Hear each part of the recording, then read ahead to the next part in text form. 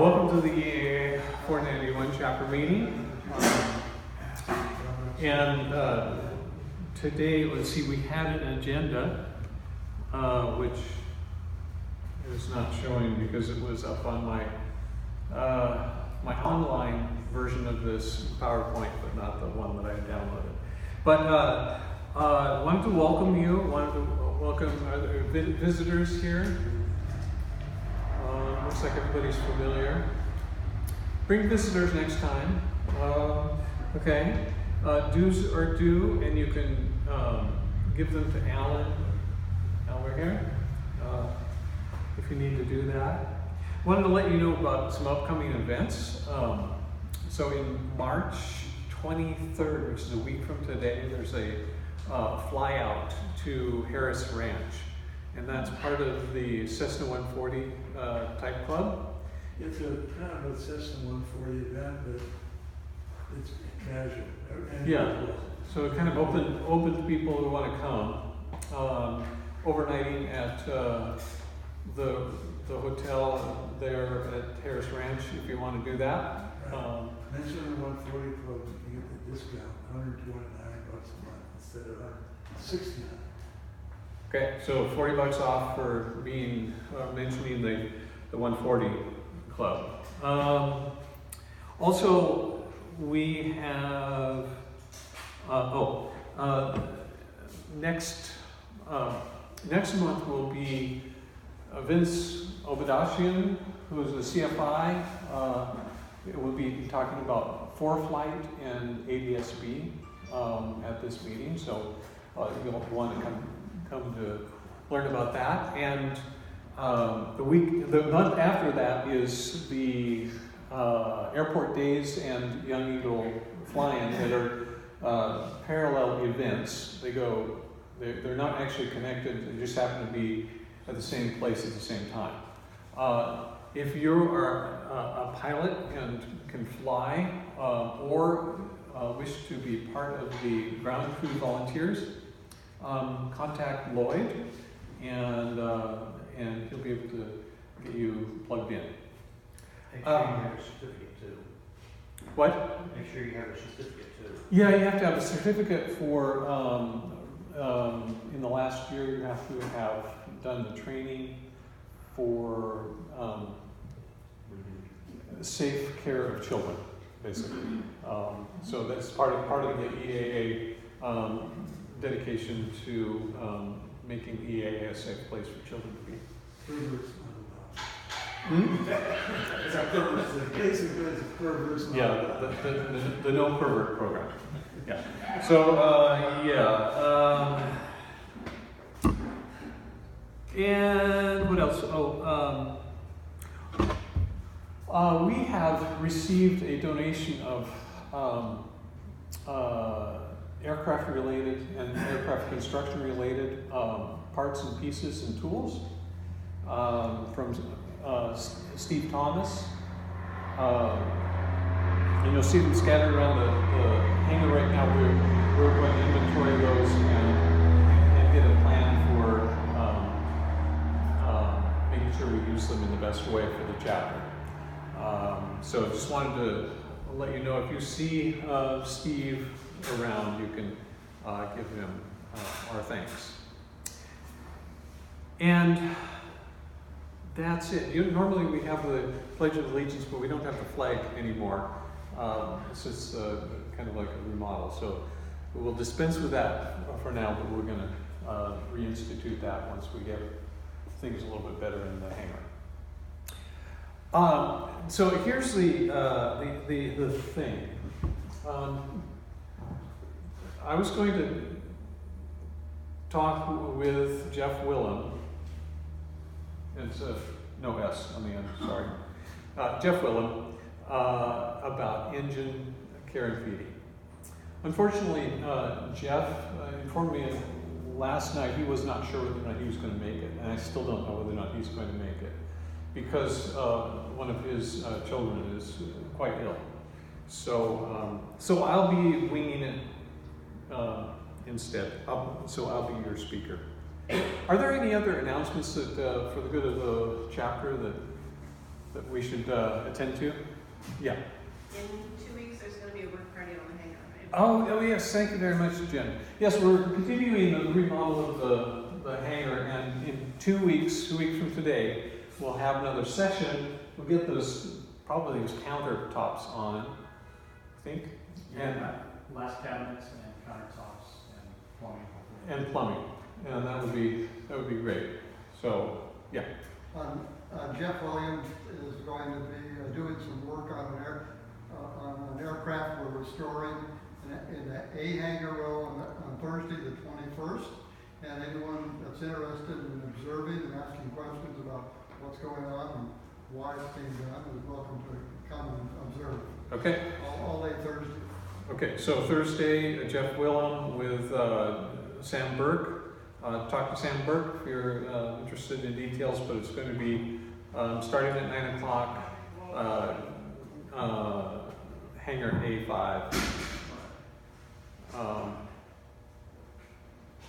Okay. And, okay, so that would be, yes. Thank you so much.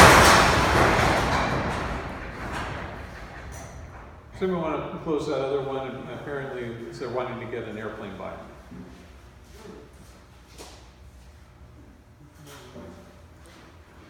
Okay.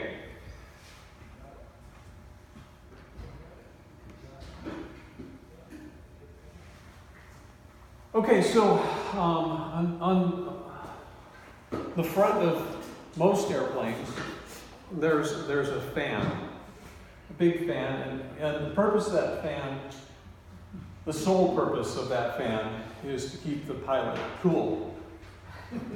Because as soon as this thing stops, that pilot really starts to sweat. And so today's meeting, we're going to go through some ways that things go wrong and with engines. And I guess I'm speaking because I've had more than my share of things go wrong with my engines. And a friend of mine, Joe Lesmeister from San Maria, who has an Aranca Chief like mine, lent me his example of the A65 that blew up on him. So we'll talk a little bit about how that happened. But before we start that, let's just kind of like review how engines work, and I'll be using the cycles of the engine as a kind of like starting point for where we can look for mechanical problems that happen with it. So the first thing that happens in a four-cycle engine is the suck. So it sucks the new charge of a mixture of fuel and air into the cylinder. And then there's the squeeze, and the valves close, and as the piston goes up, that mixture gets squeezed into a small space, and then there's bang when a spark is applied to that mixture, and it doesn't explode really. It burns at a controlled rate, but we think of it as an explosion, controlled explosion, which pushes the piston down, and then blow, in which the exhaust gases are then sent out through the exhaust valve. So, in order to get that system working all smoothly, all of those components have to be in place. The things that provide the fuel-air mixture, the things that provide the compression, those valves, the piston, and all of this ultimately provides power to the crank, which turns the fan that keeps the pilot cool. So if we look at those, there's actually one other very important thing that is not in the suck, squeeze, bang, blow cycle, and that is slip. Because we want to have things slippery inside this airplane engine. Because and so we'll talk about lubrication as well. So that's the outline for the talk, is these things. So in suck, we have the fuel, carb, and induction system. And in squeeze, we have the pistons, rings, cylinders, valves, guides, seats, can lifters. There's a lot there, push rods, and so forth.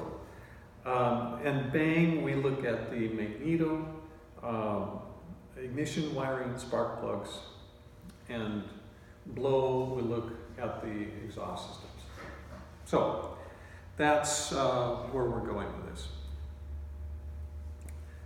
So, first thing to do is make things slip. And so we generally do that with oil. Pretty much people have standardized on the oil, like the oil bottle that you see right there. We'll wait for the plane.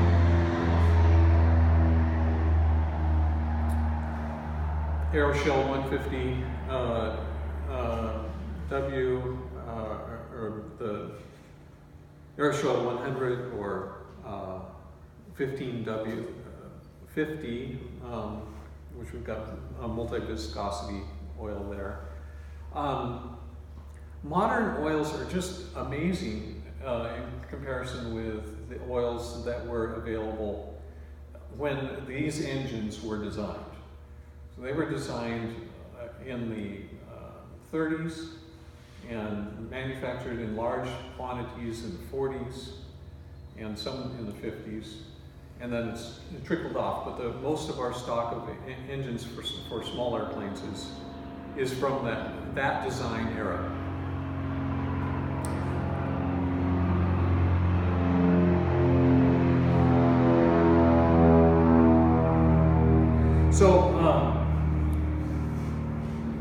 So if you have any modern oil, it's going to be better than the spec. That's the first thing to do, to know. And then we need to change the oil. And depending on whether or not you've got a filter in the system or not, it affects how often you change the oil. For ones like this, which don't have an oil filter, it's 25 hours. And you can see the oil after 25 hours, it looks like it really needs it. So after a cylinder overhaul, a different kind of oil, it's called a straightway oil or a mineral oil, is used. It actually has less friction and is supposed to be helpful in the break-in process. So the oil does not just lubricate. We think of the oil as lubrication because that's its primary job, but actually it serves a very important job of dissipating heat within the engine. So oil will be sprayed on the hot bottom of the piston and on the cylinder walls, and the heat from those items will be transferred to it, and then as it cycles through, that heat is dissipated out in the other places in the engine. So very important. So when just a fact of physics is that as oil gets hotter, it gets less viscous. It gets what we call thinner. And if it gets beyond a certain point, then it loses its ability to lubricate sufficiently. And that increases the temperature as well as the lubrication goes away. So, very important care and feeding of the engine. Keep oil in it. Watch the oil temperature and oil pressure. When they start going in opposite directions, this is a good time to land. So this engine here, which is, I'll talk about what actually failed on it later. When Joe was flying, he saw, like, in a 2-minute span or something like that, the oil pressure went down considerably, the oil temperature went up considerably, and then it blew. So, oil.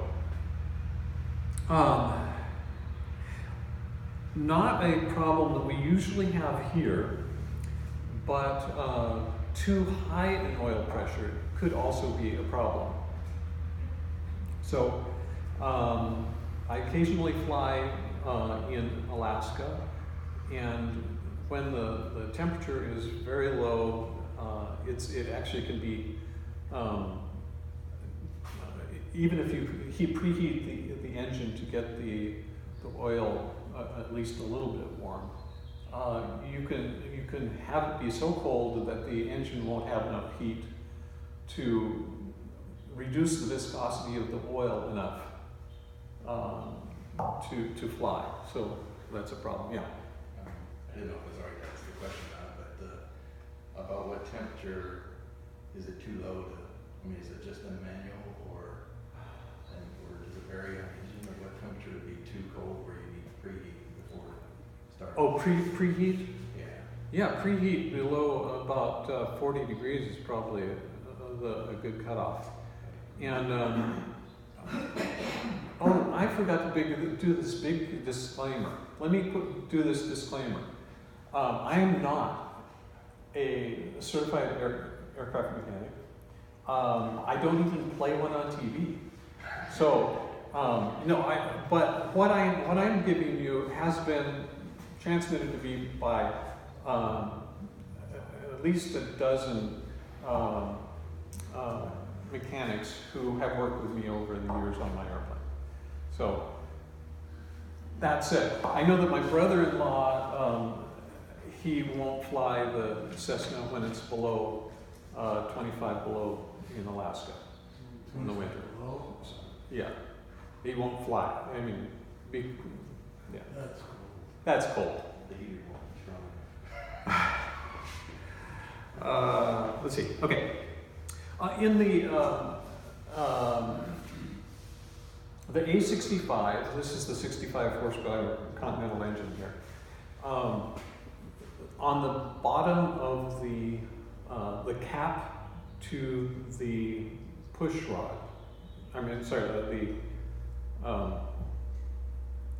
the rod that goes to the piston rod.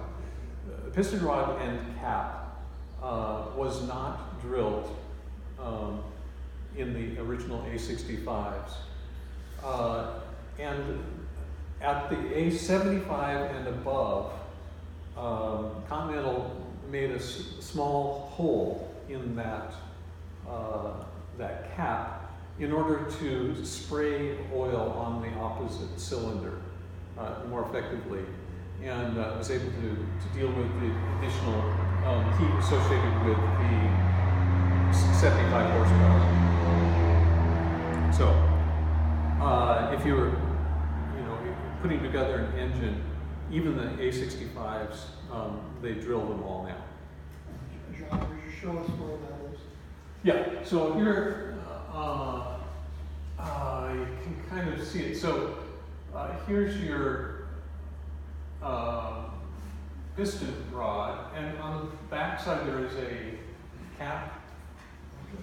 So it's the piston's the rod is grabbing around the crank like this, and it's the back side away from the piston that has a hole in it. The connecting rod, yeah. Yeah, thank you. So another approach to talking about care and feeding of an engine is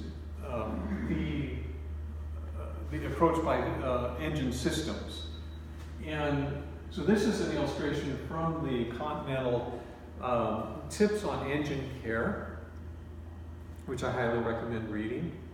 And it goes through actually the systems of the powertrain, your crankcase, we don't have a starting on this, makes it easier, lubrication, cylinders, induction, we don't have turbocharging, fuel injection, we don't have that, and ignition. And we obviously don't have a FADEC for controlling. Okay, so what are problems that can go wrong in the suck phase? Fuel and carburetor, like the biggest problem with care and feeding of engines for pilots is running out of fuel. So it's not very technical,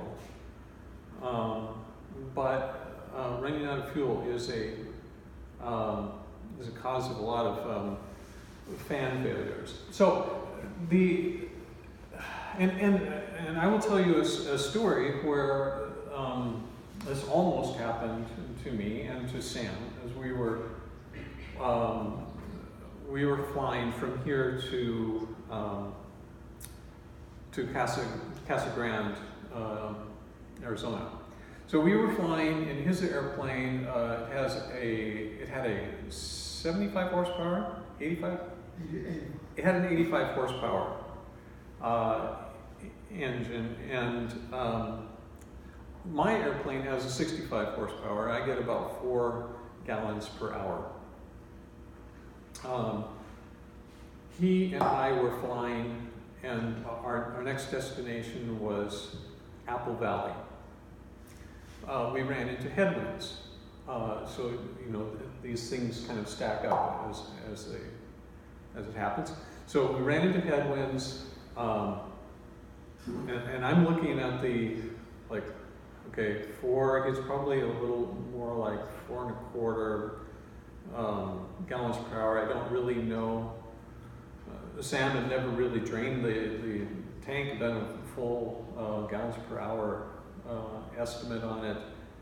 So we were kind of like, okay, I was thinking 4.25, and so man, this many that we've been in. I was guessing 5. Yeah. So we ended up landing at Apple Valley with actually like huge winds and kind of dicey anyway. We land and go up to the gas tank and fill it up with more than the usable capacity of the gas tank, which is not a comforting thinking, but it did actually give us a pretty good estimate of how many gallons per hour it was. Going 6. It was running 6. We had been estimating more like 4.5 or 5. Turns out that was because the needle in the carburetor was the wrong needle for that engine. It wasn't a needle, it was the jet. Oh, the jet. Yeah, Okay, so the jet. We had a 75, it was a jet for a 75 horsepower engine, and this was an 85. Yeah. Or something like that, around 90, maybe it was a 90 jet, but it really fouled everything up. So it was kind of a combination of a hardware issue and a flight planning issue. It was definitely, if we had landed out, it would have been pilot error. Because we didn't calculate, we could have diverted to Santa Paula at one point. We decided not to. It's easy to do. We kind of like look down our noses at people who run out of gas, and I just say there, but for the grace of God, go I. So we need to plan carefully, and I'm a lot more careful about that especially on an airplane I'm not familiar with. Also, the float can stick on these carbureted engines, and that will allow fuel to spill over, which will give you more of a fuel burn than the engine's actually using. So there's other reasons why you need to watch that little bobber or the needle. Another thing is the induction system. We don't have it on this engine, but the air comes in through the carburetor, gets mixed with fuel, and then goes through 4, in this case, tubes, round tubes that are connected to the intake portion of the cylinder.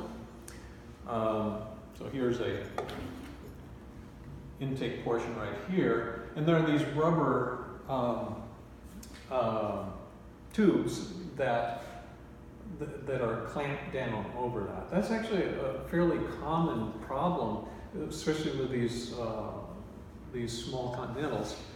The tubes either get so old that they crack, although they really should be replaced before that happens, or they just were never really tightened completely, because it feels like they're tight, but it takes quite a bit to make the seal there. And so then they will be running lean, because air will be slipping in through the cracks as it gets sucked in.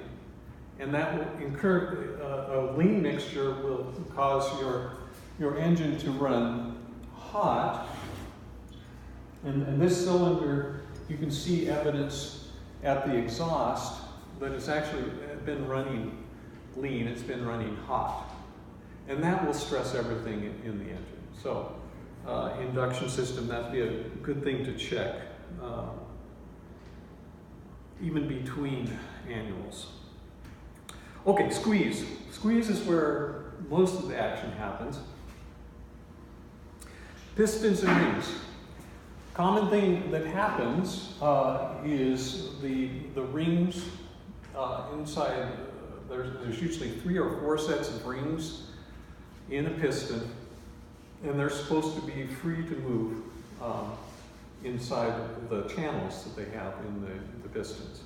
So those rings can get stuck if, say, the oil has been overheated, then it congeals in the channels and sticks them. Or if you have, like you're running really rich, and then there's a lot of carbon that comes in, and that will stick rings. Or if the rings were not properly sized on initial installation. So turns out that rings are supposed to be checked for the gap between the ends of the ring when you install them. And if you install them and that gap is insufficient, then they can stick. I have had 3 cylinders with piston rings that have stuck over the years. Probably from overheating, possibly, I'm not sure exactly why, but I have had a problem. And it seems to be kind of endemic for the small Continentals. Yeah? How'd you diagnose that? How'd you find We took the cylinder off. Well, oh yes, we could hear when you pull the engine through, you can hear, and there's a cylinder that's low in compression. You can hear where the compression is going. You can listen to the exhaust. If it's coming through the exhaust, then you've got a problem with your exhaust valve. If it's not coming through there, then you listen in the like an oil tank, and you can hear that that's a piston ring. It could be a broken ring, or it could be a stuck ring, and that's how I found those. Yeah. So actually, and I have actually taken off a cylinder that didn't have compression problems. When this last thing happened with my engine, we took the cylinder off, and two of the piston rings on two different cylinders were stuck, but they did not show a reduction in compression. So yeah. Okay, cylinders. So inside the cylinder, you can pass that around if you want to. There's a little, I don't know if you want to, but inside the cylinder, you may or may not see evidence of a cross-hatching. So when a cylinder is put together and before the piston's put in it, a honing device is put in and out through the cylinder to make scratches on the inside of the cylinder, and they're supposed to be, like approximately at like 45 degrees to the other, or something like that, and they're supposed to be fairly pronounced. And you think, like, that doesn't make sense. Why are you roughing up the inside of this cylinder? It's supposed to be smooth on the inside. Well, it turns out that microscopically, these little scratches hold oil in the valleys between the mountains of these scratches. And then when you break in a cylinder, the piston rings, they cut off the tops of the mountains, but they leave the little valleys in between. So if you don't do that, or insufficient cross-hatching, then the oil will kind of burn on there and become glazed, and that will give you problems with getting a good seal, and you'll have oil usage problems basically for the rest of the engine's life. So, and that cross-hatching also means that the cylinder will run cooler, because that oil will act as a coolant in those little valleys. Okay, and a compression test, as we talked about, compression tests, your mechanic will do that, and we'll find generally, in the mid-60s to above is considered good. It's all, whatever the compression tester and manufacturer says, that's an A&P thing. But that will test your valves and your rings. If you pass that, you at least know that your valves will shut properly. It does not test whether your valves will open properly. So let me turn to the hydraulic lifters and the cam. So you can see the cam, or the remnants of the cam, in here. And cams have lobes on them. What'd you say there, Johnny? You find something wrong with my cylinder? Yeah. Okay, so cams have these lobes. So think of it as a knuckle when they're spinning around, and there's a hydraulic lifter body that rides on top of those lobes and gets pushed out when the knuckle comes toward it. And that in turn pushes a push rod here, which then pushes the rocker, which then opens the valve. Okay? So that cam lobe has to have the right, it has to occur at the right place, which is kind of a manufacturing thing. And it has to be large enough to push the valve completely open. If an engine is sitting for a long time, there is a tendency for the cam and the lifter body, which pushes out all of this mechanism, to get rusted on those surfaces. And that rusting, if that becomes spalling rust, which is a rough kind of spalling, then if you run the engine, and particularly if you run this engine without oil pressure, which is like the first 30 seconds of any engine running, then the cam lobe end will get rubbed off. It gets scraped. And if you do that too much, it will wear it down and the valve won't open as much. And you won't see it like immediately, but it will be a gradual reduction of power. So that's one thing that can go wrong with them. And the other thing is what I experienced and why my engine is now not in my airplane, being completely rebuilt. I wanted to bring the actual broken cam, but I'll just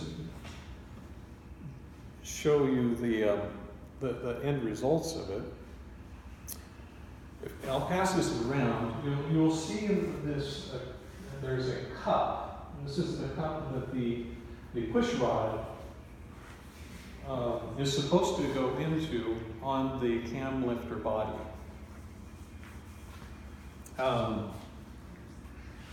Actually, here okay. There's the worn cam lifter, the cam.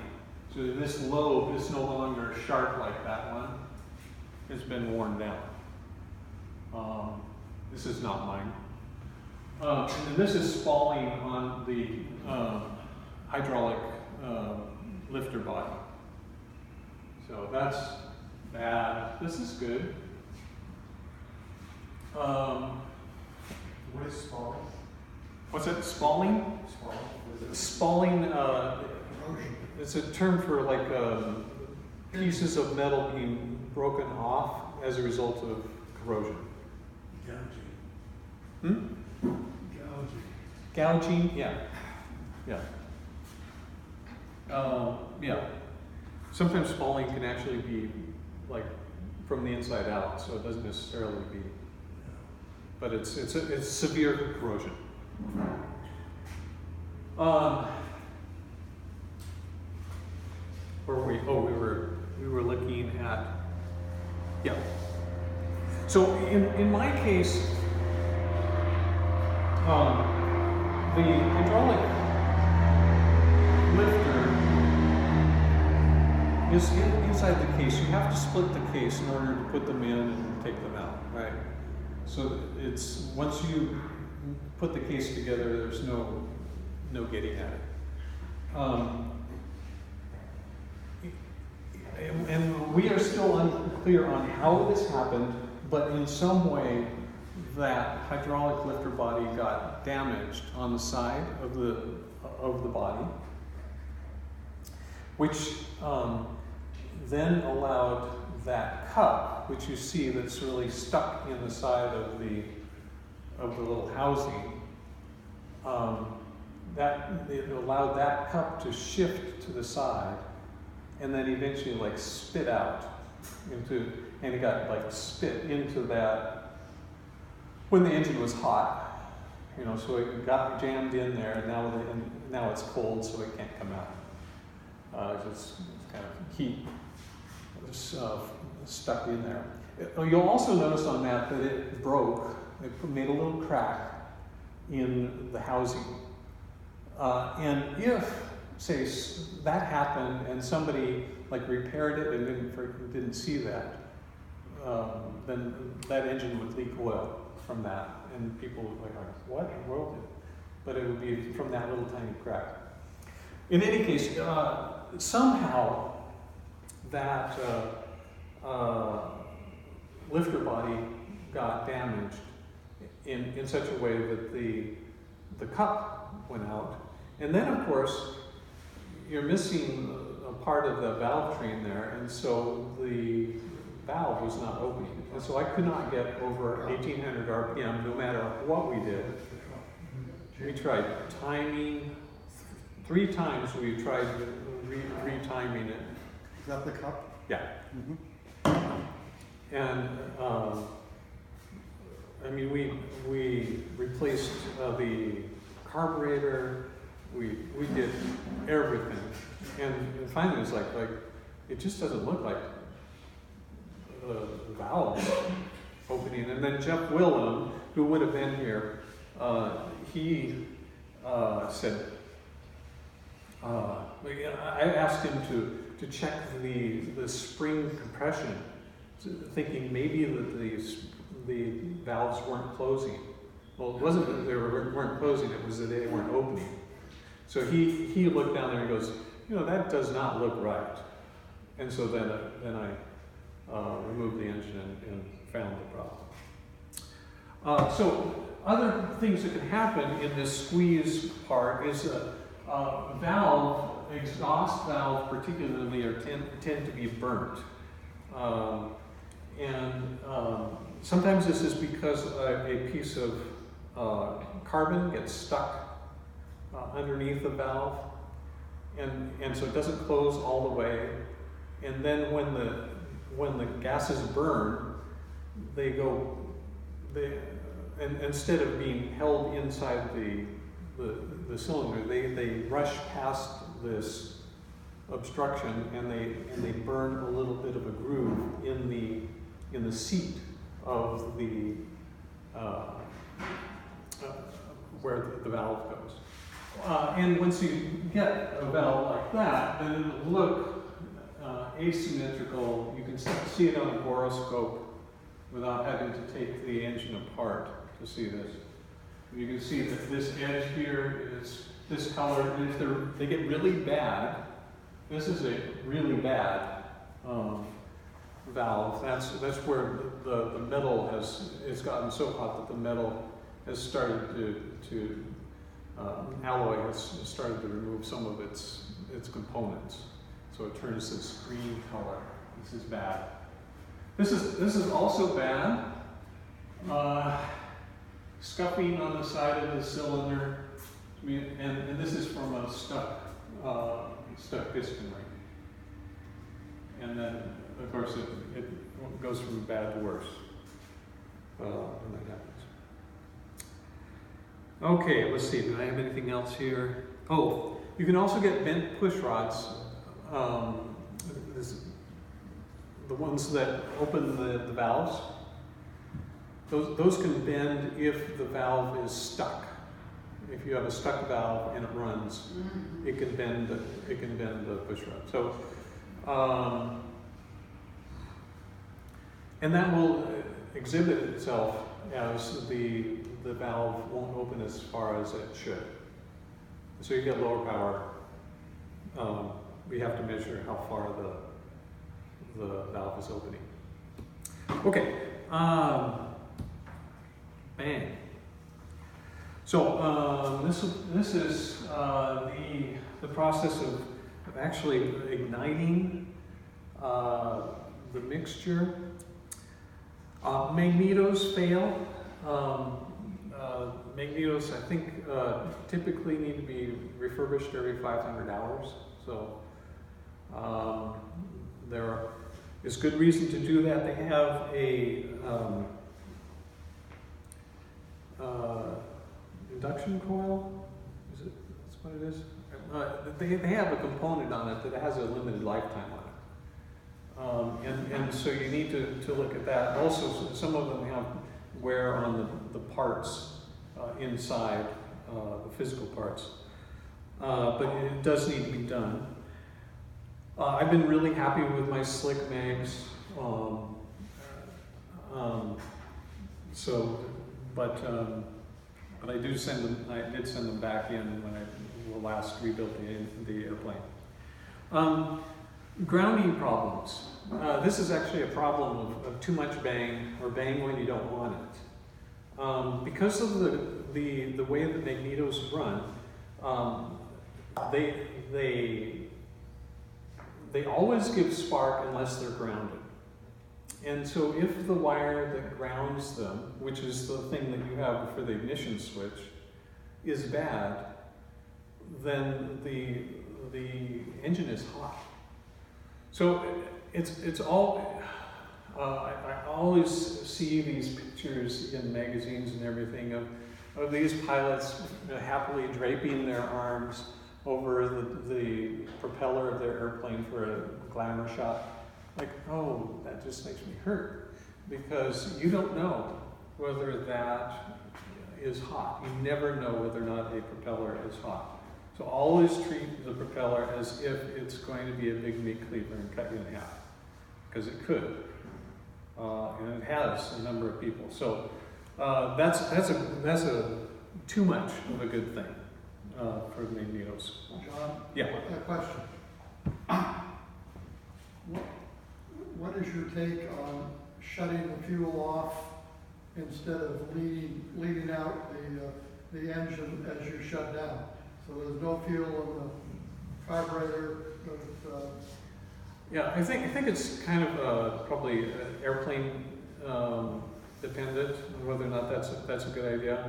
I don't know what the procedures are on other airplanes, but if you're talking about a Strongbird for an A65, I tell you, I let it run out of gas. I pull the fuel mixture so that there's no fuel in the carburetor, so that even if the mags are hot, it won't start because it doesn't have that fuel component. That's a great point. Yeah. When you do that, how long does it take to re-energize fuel into the carburetor? You turn the fuel on? I turn on the fuel when I start my pre-flight, and there's no problem. Yeah. I thought you were going to ask how long does it take for it to run out of gas, and the answer, I know the answer to that too. So if I'm taxiing in and I pull the fuel off at the fuel island, and then I taxi off to my spot, and just about that time, as soon as I'm lined up, it'll die. So. Worn ignition leads are another problem. I have had this as well. If the cowl is very close on a rocket chief, it is extremely close to the number 3 cylinder ignition lead, and so you have to like get these special right angle adapters, and even then there tends to be wear there. So you got to watch for that. Fortunately, that's actually the shielding, and is not really involved in the conduction of the spark, but it is something to look for. Spark plugs. Spark plugs can tell you things about your engine. So what do we find here? What does this one tell us?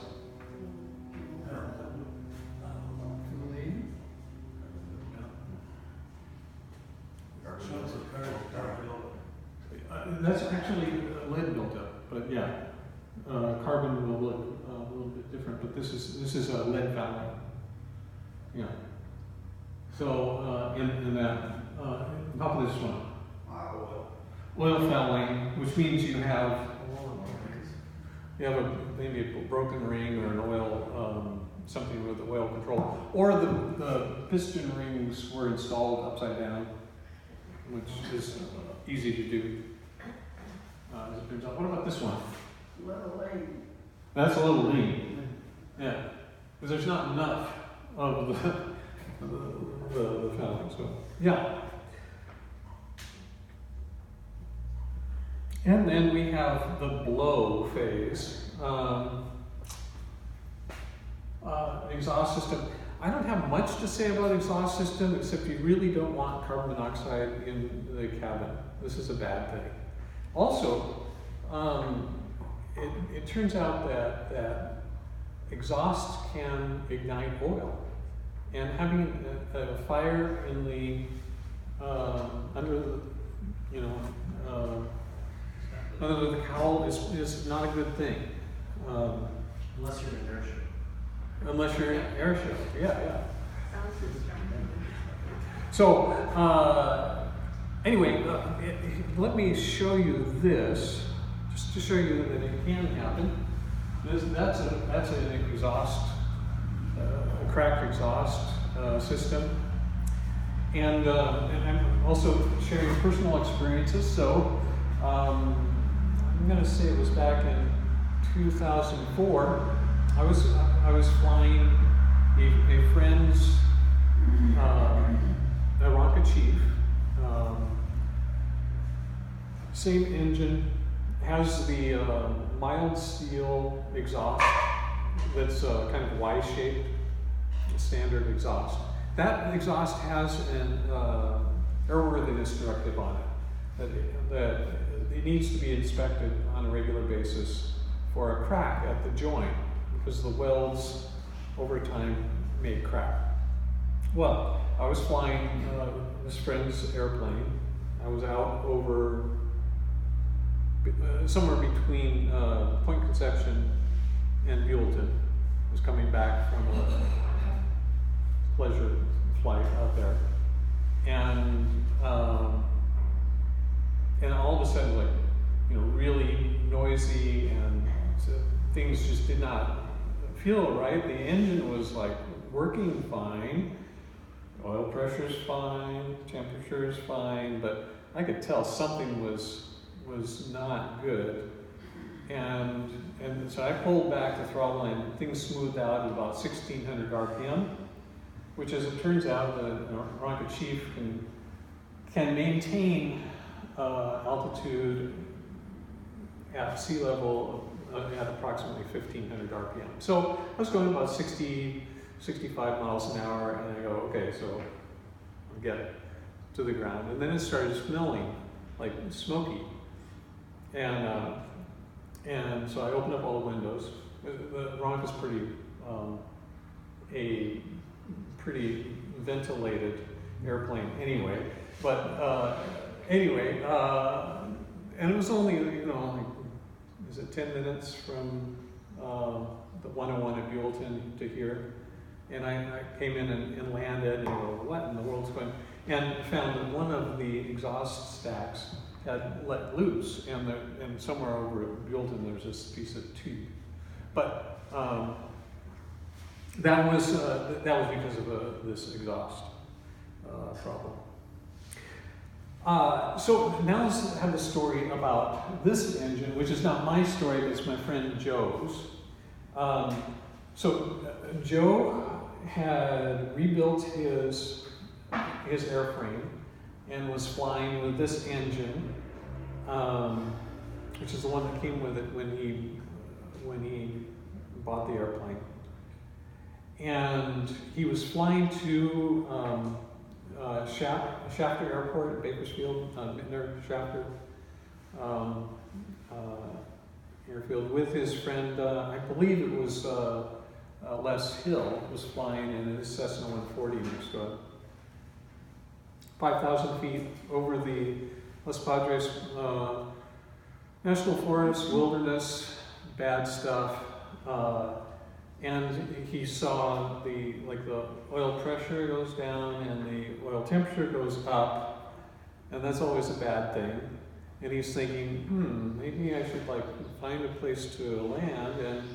And then he said there was 2 seconds, like that, and then all hell broke loose, and it was shaking so bad that he couldn't read any of the dials. He couldn't get at any of the controls. I think he tried to turn off the engine. I don't know whether or not he was successful, but eventually the engine decided that it had enough, and because half of it was gone, and the feller stopped, and so then he proceeded to have his first 0.1 hours of glider time, and he was 5 miles out from Bakersfield. He was 5,000 feet up. The Aeronca has an approximate 8-to-1 glide ratio, and so he was able to come in and make a normal landing and roll out on the runway, and a golf cart was there to meet him and pull his airplane off the field. And within 24 hours, he had his airplane back in his hangar, having trailered it back. So what happened? You'll see the remains of the connecting rod. The connecting rod has been sheared and twisted in the process, and a few parts and pieces from the engine. I think the piston is still in there for this cylinder. But the mechanic who looked at it afterwards said that there was evidence that there was an existing crack that had been missed in previous, when the engine was put together, possibly from when you put the cylinder on or take it off. There's this little awkward moment where you take the pin out of the piston, and the connecting rod is then unsupported, and you have to reach up there, or have somebody else reach up there and hold the thing up so that it doesn't go clunk down into the edge of the crankcase. And that if you let it clunk, there's a possibility, and that's what appears to have happened here, is that it induces a stress riser, which then later is converted into a crack, which then results in the failure. It's not clear whether there was some other problem that caused the reduction in oil pressure, and then that put enough stress and heat on this part to have it fail. So this is it's not clear to me whether or not that's the cause or the effect of what happened. But he was very fortunate to be, at altitude, and he had somebody with him, so he was flying in formation, so that person was able to do all the radio work and deal with it. Yeah. So I think that's it. I do want to say, this Continental tips on engine care, which I've given the URL for it. You can search for that on the Google. It's a really good document about how to take good care of your engine. It includes this, which is kind of an overview of the things that you need to look for. I didn't even talk about cooling, but baffling is a real issue. You need to make sure that the baffling is good so that you don't get hot spots or hot cylinders, which kind of then leads to things like that. Are there any questions? Yeah. Engine runners on the ground and in flight. On the ground, I've heard that it's better to leave the engine run and blow out the fire, turn the gas off, let the engine run, blow the fire. What is your take on that? Yeah, I'm not really Sure, anybody, instructor? Vince, do you have an opinion, somebody official?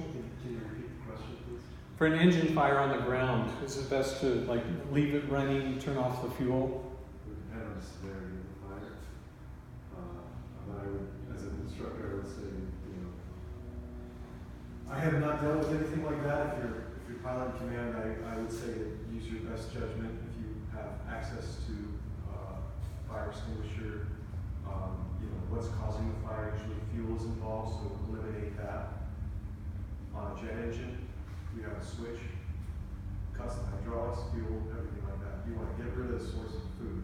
Yeah. Fuel doesn't, for the fire doesn't continue. That's, my suggestion is to take the fuel away immediately. Yeah, fuel away, definitely. And you also want to make sure that you don't put yourself in danger, like troubleshooting something. So, you know, if the thing is about to blow, you know, Yeah, safety. your safety is the first thing. Exactly. Take the fuel away from the fire and then take yourself away from the Yeah, hazard. yeah. That's it. And the insurance company already owns the airplane, so. Yeah. You know, in the air, there's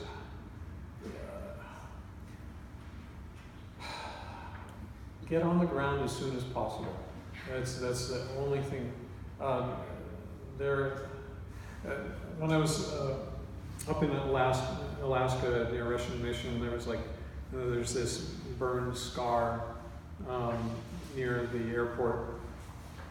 A few years back, it was visible, and that was from a freighter that had it was a twin engine round engine. I'm not sure exactly what it was, but they had a fire in one of the engines, and then there was somebody on the runway, and they couldn't land. They had to go around, and it burned through the structure of the wing and folded it. So they all died. It was real result of that. But get it on the ground as soon as possible. Some airplanes you can dive fast enough to put the fire out because it increases the amount of air there, but not in an Aranca. So don't even think about it. You know, Yeah, just if you have a fire in the air, just get yourself on the ground and try to increase your survival rate. There's Yeah. really nothing else you can do. If you have a field and you've got an armor, that sounds like a good choice to me. yeah. You know, even like the side of a lake or something. Anything you can get down with. If you have fire or smoke, that's an immediate emergency. Right. Yeah, and in general, you know, in an emergency situation, you want to have minimum airspeed when you hit the ground. So. Any other questions? Well, thank you all for coming. This has been good for me. I hope it's good for you. Feel free to come and take a look at the insides of the remainders of this engine. Thanks.